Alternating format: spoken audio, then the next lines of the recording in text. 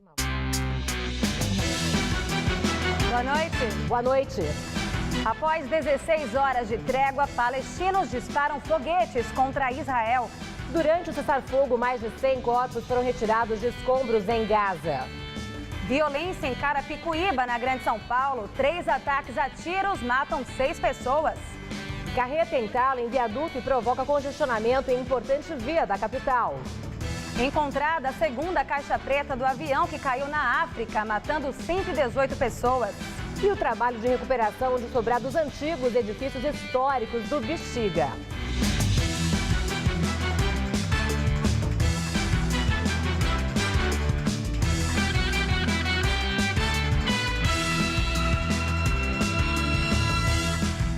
A guerra no Oriente Médio. Israel prolonga a trégua humanitária por mais 24 horas. Logo depois do prazo inicial de 12 horas, o Hamas voltou a disparar foguetes. Depois de 19 dias de guerra, um dia inteiro sem bombas. O exército de Israel relata que o Hamas disparou alguns foguetes e morteiros logo depois do fim da trégua humanitária de 12 horas. Os soldados israelenses mantiveram a operação de destruir túneis clandestinos, porém sem disparos. A trégua humanitária começou às 7 da manhã. Os moradores da faixa de Gaza saíram às ruas para fazer compras e ir ao banco. O cessar-fogo permitiu a chegada de medicamentos e a retirada de vítimas. Uma centena de corpos foram resgatados dos escombros. São mais de 1.000 vítimas em Gaza e 40 do lado israelense. Os esforços diplomáticos para uma trégua duradoura e negociada acontecem em Paris. O ministro das Relações Exteriores da França, Laurent Fabius, recebeu o secretário americano de Estado, John Kerry, e os ministros da França, Alemanha, Catar, Turquia e da União Europeia. O grupo tenta um acordo que atenda às necessidades de segurança de Israel, como o fim dos disparos de foguetes e a destruição dos túneis por debaixo da fronteira, e também as necessidades de desenvolvimento socioeconômico da faixa de Gaza, especialmente o fim do bloqueio ao território, que já dura 7 anos. Último 2 aviões cargueiros transportando os corpos das vítimas do voo MH17 chegam à Holanda. A aeronave da Malaysia Airlines foi derrubada em uma região controlada por rebeldes pró-Rússia. O acidente aconteceu no último dia 17 e deixou 298 mortos. Os corpos que chegaram à Holanda nos últimos dias passarão por um processo de identificação e ainda não há certeza de que todos os corpos das 298 vítimas foram recuperados. Com o maior número de vítimas, 193, a Holanda assumiu o papel de liderança no esforço de recuperar os corpos e investigar a causa do acidente. Hoje, um grupo com mais de 100 policiais federais australianos chegou à Ucrânia para se juntar à segurança internacional liderada pelos holandeses. O grupo busca garantir a segurança dos investigadores e o acesso ao local do acidente, que fica em uma região controlada por separatistas pró-Rússia. E segundo a caixa preta do avião que caiu no Mali, na África, é encontrada. O acidente aconteceu na última quinta-feira. 118 pessoas estavam a bordo. A segunda caixa preta foi encontrada por especialistas da ONU nesta manhã, no local do acidente, uma região desértica de difícil acesso no norte do Mali. Os investigadores concluíram que a aeronave se partiu quando atingiu o solo, o que torna a hipótese de ataque aéreo improvável. O avião decolou de Burkina Faso com destino à Argélia na última quinta-feira. A aeronave sumiu dos radares, pouco depois do piloto solicitar uma mudança de rota devido às difíceis condições meteorológicas. Hoje, o presidente francês, François Hollande, disse que todos os corpos das vítimas da tragédia serão transferidos para a França, após o trabalho de identificação. O acidente deixou 118 mortos. A França foi o país com mais vítimas, com 54. Cidade de Carapicuíba, na Grande São Paulo, registra 3 ataques a tiros durante a madrugada. 9 pessoas foram baleadas e 6 morreram. No primeiro atentado, homens atiraram contra um grupo de pessoas. 4 vítimas morreram no local e uma foi levada para o hospital e não resistiu. No segundo ataque, por volta das 4 da manhã, várias pessoas foram baleadas e estão internadas. E no terceiro ataque, mais 2 pessoas foram baleadas e mortas. Esta é a segunda chacina em Carapicuíba nos últimos 15 dias. Em 13 de julho, bandidos atiraram contra 8 pessoas na Rua da Fábrica, no bairro de Santa Terezinha. 5 pessoas morreram neste ataque. Carreta entala na Avenida Ricardo Jafé, interdita 3 faixas da via e causa congestionamento. Uma carreta bateu e ficou presa no viaduto Saoiá, na Avenida Ricardo Jafé, por volta das 6 da manhã de hoje. 3 faixas da via ficaram interditadas durante todo o dia. O trânsito foi afetado em toda a região. 3 carretas seguiam em comboio. A primeira ficou presa e as outras ficaram paradas atrás. Houve queda de concreto na pista e algumas ferragens do viaduto ficaram expostas. Ninguém se feriu. Uma perícia ainda vai determinar se há ou não necessidade de interditar o viaduto. Segundo a CT, as carretas que transportam peças de torres eólicas não seguiram o roteiro combinado com a empresa e foram autuadas. A CT informou agora há pouco que a carreta já foi retirada do viaduto e está no acostamento da Avenida Ricardo Jafé e que 2 faixas continuam interditadas. Moradores da Bela Vista, na região central de São Paulo, reclamam da degradação dos imóveis e da violência no bairro. Para mudar a situação, alguns proprietários resolveram restaurar residências para preservar a história e revitalizar o local.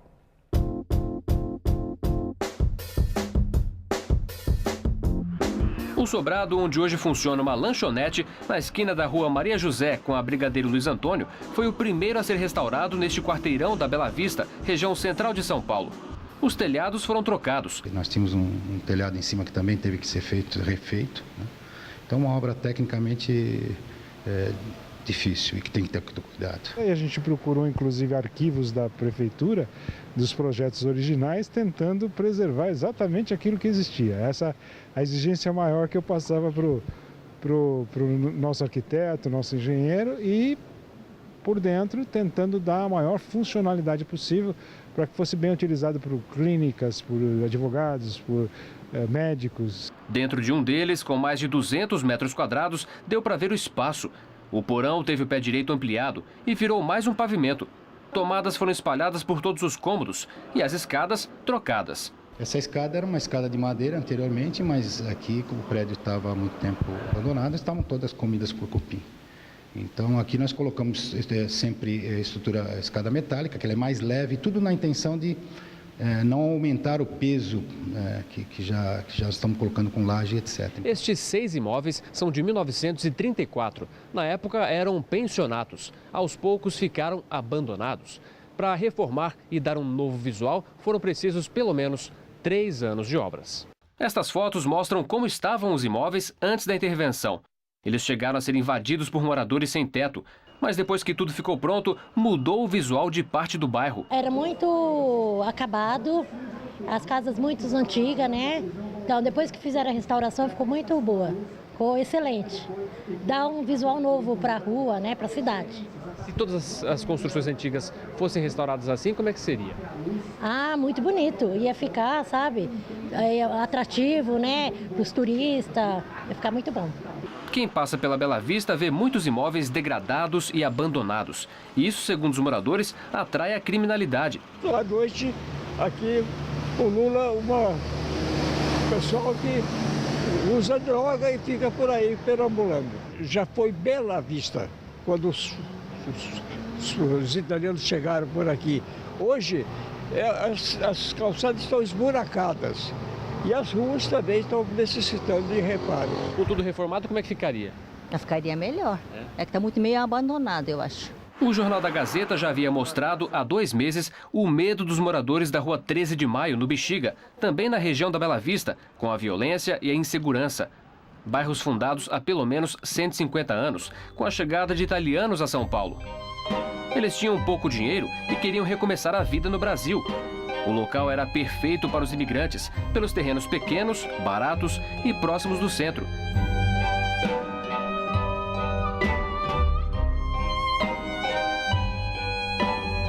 Mesmo sendo conhecidos pela gastronomia paulistana, o Bexiga e a Bela Vista ainda sofrem com a degradação.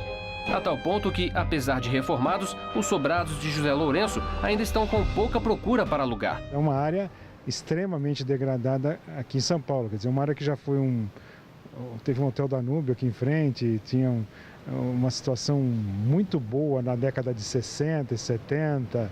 Mesmo assim, ele acredita que o centro pode ter uma nova história de sucesso. E com o tempo, as pessoas vão se conscientizando, vão se educando, vão conhecendo nos outros países e vão aplicando aqui dentro.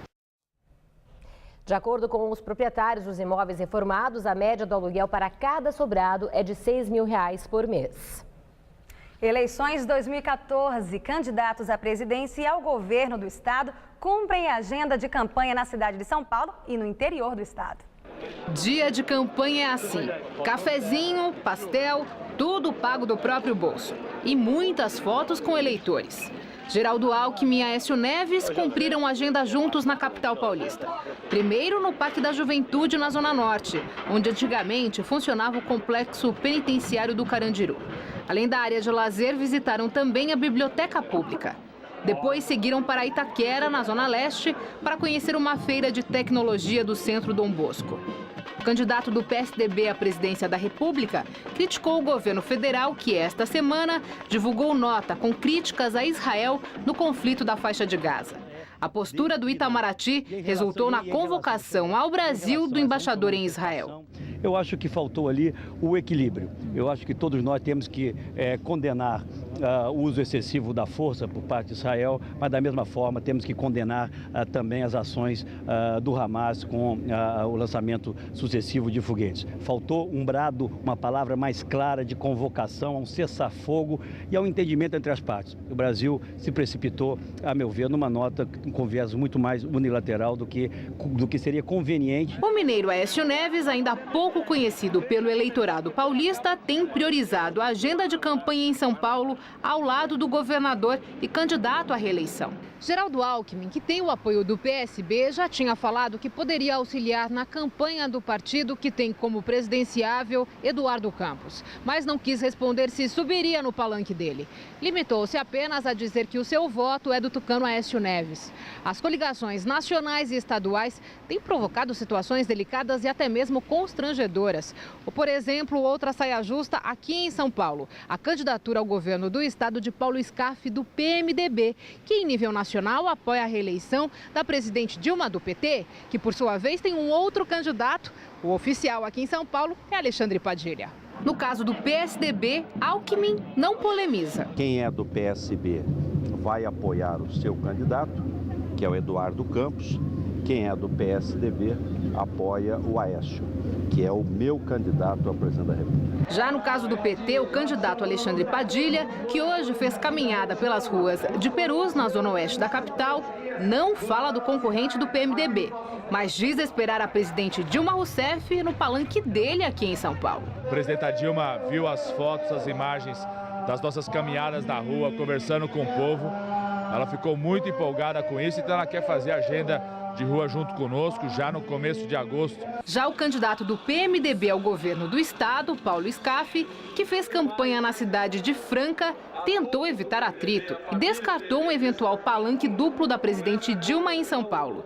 Disse que isso confunde o eleitor, que se apoiasse o PT, seria maluco. O candidato do PSB à presidência da República, Eduardo Campos, disse hoje que o governo da presidente Dilma Rousseff aumentou a desigualdade entre os estados e que há desequilíbrio na distribuição de recursos federais dentro dos próprios estados. Campos e a candidata a vice-presidente Marina Silva estiveram em Juiz de Fora, Minas Gerais, para acompanhar o lançamento da campanha do candidato do PSB ao governo de Minas, Tarcísio Delgado. Revista Época revela gravações nas quais o deputado Rodrigo Bethlen, do PMDB do Rio de Janeiro, teria recebido propinas de ONG. A publicação foi procurada pela ex-mulher de Rodrigo, Vanessa Felipe, que gravou ligações telefônicas enquanto negociava a pensão dos filhos do casal em 2011. Na capa, a revista Época traz a matéria Viva Mais e Melhor, que traz entrevistas com octogenários. Mas a publicação também destaca o caso do deputado carioca. De acordo com a reportagem, a ONG Casa Espírito Teslo repassava a Bethlen de 65 a 70 mil reais por mês, enquanto ele era secretário de Desenvolvimento Social do Rio de Janeiro, entre os anos de 2011 e 2012. Nas gravações, o deputado ainda afirma ter aberto uma conta na Suíça. Em seu site, a revista Veja também destaca o caso. A publicação teve acesso a um vídeo no qual a ex-mulher do deputado recebe dinheiro vivo e conversa com o motorista de Bethlehem. O deputado nega as acusações e diz não se lembrar de detalhes das ligações com a sua ex-mulher. Confira agora os destaques das outras principais revistas semanais do país. Com a chamada apagão na diplomacia, a revista Veja fala sobre a política externa do atual governo, citando as recentes discussões entre o Brasil e Israel a respeito do confronto na faixa de Gaza. Carta Capital. E o mercado criou o Dilmômetro. A publicação traz uma reportagem sobre a influência do sistema financeiro nas eleições presidenciais. Já a revista Isto É destaca uma entrevista exclusiva com o ex-presidente Fernando Henrique Cardoso, na qual ele fala sobre o PSDB e o governo Dilma. O doleiro Alberto Youssef recebe alta após passar a noite em hospital de Curitiba. Segundo o advogado de defesa, Antônio Figueiredo Bastos, o doleiro sofreu um infarto e precisou ficar internado na UTI. Youssef passou mal um dia depois da Justiça Federal do Paraná aceitar mais uma denúncia do Ministério Público Federal, onde ele é apontado como mentor de um esquema bilionário de lavagem de dinheiro envolvendo cerca de 78 milhões de dólares. É a quinta ação penal contra o doleiro, que está detido na carceragem da Polícia Federal desde março deste ano, após a deflagração da Operação Lava Jato. Grande Prêmio da Hungria de Fórmula 1. O alemão Nico Rosberg, da Mercedes, irá largar na pole position. Já o seu companheiro de escuderia, o inglês Lewis Hamilton, sairá na última fila. O brasileiro Felipe Massa ficou com o sexto tempo. A largada da prova será neste domingo, às 9 da manhã, horário de Brasília. O alemão Nico Rosberg foi o único piloto que percorreu o circuito Hungaroring com um tempo abaixo de 1 minuto e 23 segundos. Ao lado dele, na primeira fila, estará o alemão Sebastian Vettel, da Red Bull. Ele é o atual tetracampeão da categoria. Na segunda fila, largarão o finlandês Valtteri Bottas, da Williams, e o australiano Daniel Ricciardo, da Red Bull. O espanhol Fernando Alonso, da Ferrari, sairá em quinto. E logo atrás dele, Felipe Massa, da Williams. A surpresa deste GP fica para a situação de Lewis Hamilton, companheiro de Rosberg na Mercedes e o segundo na classificação geral do Mundial de Pilotos, com 14 pontos atrás do alemão. Depois de ser o mais rápido nos treinos livres de sexta-feira, o britânico estava confiante em repetir o bom desempenho e voltar a largar na pole position. Mas nas primeiras curvas do treino, a Mercedes dele teve vazamento de combustível e pegou fogo. O piloto nada sofreu. A Mercedes teve que trocar o chassi, o motor e a caixa de câmbio para a prova deste domingo. Ele largaria na 21ª fila, à frente apenas de Maldonado. Agora, ele terá que largar do box. Outro piloto que largará do box é o dinamarquês Kevin Magnussen, da McLaren, que terminou com o 10º melhor tempo. Os times paulistas no Campeonato Brasileiro. Neste momento, o Santos vai vencendo o Chapecoense por 1-0 na Vila Belmiro. Amanhã, o clássico Corinthians e Palmeiras na Arena Corinthians e o São Paulo enfrenta o Goiás no Serra Dourada, em Goiânia. O primeiro clássico entre Corinthians e Palmeiras na Arena Itaquera amanhã às 4 da tarde ainda preocupa as autoridades. Uma das medidas tomadas pela PM será o transporte dos palmeirenses em ônibus fretados até a arena, evitando assim um possível confronto das torcidas nos transportes públicos. Mesmo assim, o tenente-coronel Marcos Marinho, responsável pela segurança em jogos, teme pelo encontro das torcidas adversárias. Em reunião com a PM, as organizadas do Palmeiras não descartaram irem de metrô até Itaquera. E a entrada e a saída das torcidas deverão ser feitas em horários diferentes. E o final de semana começou frio e úmido em todo o estado de São Paulo. A capital amanheceu com termômetros marcando apenas 12,3 graus. E segundo os meteorologistas, essa foi a tarde mais fria do ano até agora, 15,2 graus. E com os chuviscos, a sensação era de mais frio ainda. Será que domingo também será de baixas temperaturas? Vamos aos detalhes da previsão para todo o estado de São Paulo. A massa de ar polar que está sobre o centro-sul do Brasil ainda mantém as temperaturas baixas nesse domingo. Nessa madrugada pode gear em toda a região sul. O dia vai amanhecer com termômetros perto da marca dos 5 graus em Porto Alegre e também em Curitiba. Durante o dia, não esquenta muito. A máxima não passa dos 18 graus em Florianópolis e dos 23 em Belo Horizonte. Calor mesmo só nas capitais do norte e do nordeste do país. Em São Paulo, uma massa de ar mais seco começa a atuar no interior e deixa o tempo firme na região central e no oeste paulistas. No leste e sul do estado, o sol aparece entre muitas nuvens durante a tarde. À noite, o tempo fecha e pode chover.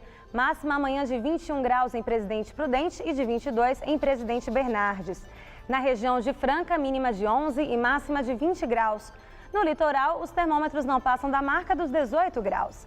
Aqui na Grande São Paulo, as temperaturas ficam baixas e o tempo fechado, podendo chuviscar a qualquer hora. Amanhã, mínima de 11 e máxima de apenas 17 graus. E a semana começa com chuvas. Na segunda, a máxima prevista é de 19. A partir de terça, o sol volta a aparecer e a máxima vai aos 20 graus. Na quarta-feira, 22. Confira agora as manchetes de amanhã dos 2 principais jornais de São Paulo. O estado de São Paulo. Gastos de campanhas no país crescem 382% em 2 décadas. 11 candidatos a presidente pretendem desembolsar 916 milhões. Em 94, o investimento foi de 190 milhões. Folha de São Paulo. Servidores da prefeitura dão expediente na sede do PP. A publicação flagra 5 funcionários públicos de órgão da Prefeitura de São Paulo em tarefas do Partido Progressista durante o horário do expediente. Foi enterrado na tarde de hoje no cemitério do Caju, no Rio de Janeiro, o corpo do astrônomo Ronaldo Mourão, que morreu ontem aos 79 anos. Ronaldo Rogério de Freitas Mourão foi um dos mais importantes astrônomos do Brasil. Diplomado em física, suas principais contribuições astronômicas foram no campo das estrelas duplas, asteroides, cometas e estudos das técnicas de astrometria fotográfica. Em 1978, Mourão recebeu pelo conjunto de seus trabalhos o prêmio José Reis de Divulgação Científica do Conselho Nacional de Desenvolvimento Científico e Tecnológico. O astrônomo estava internado no Hospital Quinta Dor, na capital fluminense, e morreu na noite desta sexta-feira. As causas da morte ainda não foram divulgadas. E atenção, consumidor! Medicamentos com 12% de desconto já estão à venda em drogarias e farmácias de todo o país. São 174 remédios de tarjas preta e vermelha que tiveram a isenção de cargas tributárias anunciadas no final de junho. São medicamentos prescritos para tratamento de câncer, arritmia, infecções e diabetes. Para conferir a lista completa, o consumidor deve acessar o site da Anvisa, portal.anvisa.gov.br. E a dengue em São Paulo. A capital já registra mais de 17 mil casos da doença só este ano. O número de casos registrados até agora é 6 vezes maior do que o total registrado em 2013. 12 pessoas já morreram só este ano na capital. Apesar disso, o número vem diminuindo nas últimas 6 semanas e já é 10 vezes menor do que o verificado entre março e maio, período de maior incidência da doença. De acordo com a Secretaria de Saúde, com a redução no ritmo das notificações, é possível concluir que o pior período do ano já foi superado. E a seguir, mais um caso de ebola é confirmado na África. 660 pessoas já morreram pela doença desde fevereiro.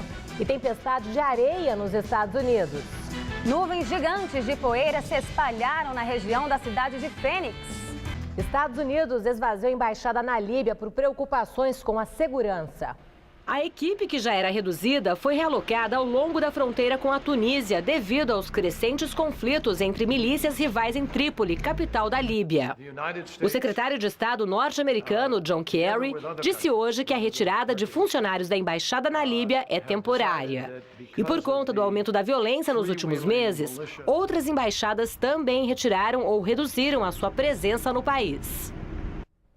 Serviço Meteorológico dos Estados Unidos emite alerta de nova tempestade de poeira para a capital do Arizona. Nuvens gigantes de poeira começaram a se espalhar pelo condado de Maricopa, na região da cidade de Fênix. Para evitar acidentes, as autoridades aconselham os motoristas a pararem no acostamento e desligarem as luzes dos carros caso a tempestade se aproxime. Incêndio se espalha por floresta no norte da Califórnia, nos Estados Unidos. Mais de 1 milhão de metros quadrados já foram consumidos pelas chamas. Os bombeiros não conseguiram identificar a causa do incêndio, que aumentou devido ao clima seco na região. Autoridades de Serra Leoa procuram por mulher de 32 anos que fugiu do hospital após ser diagnosticada com ebola. Este é o primeiro caso confirmado da doença na capital do país. Além de ser muito contagioso, o vírus da ebola mata 90% dos doentes. 660 pessoas já morreram pela doença na África desde fevereiro. Na Bolívia, o presidente Evo Morales lança sua campanha de reeleição. Caso ganhe, Evo governará o país pela terceira vez. Apesar da legislação boliviana proibir o terceiro mandato, uma decisão do tribunal no ano passado autorizou sua candidatura, alegando que seu primeiro governo não seria contabilizado, pois aconteceu antes da entrada em vigor da nova Constituição em 2009. E o Jornal da Gazeta termina aqui. Mas a edição de hoje pode ser vista daqui a pouco no site youtube.com/Jornal da Gazeta. Um excelente domingo para vocês. Nós voltaremos na segunda-feira às 19 horas. Boa noite, até lá.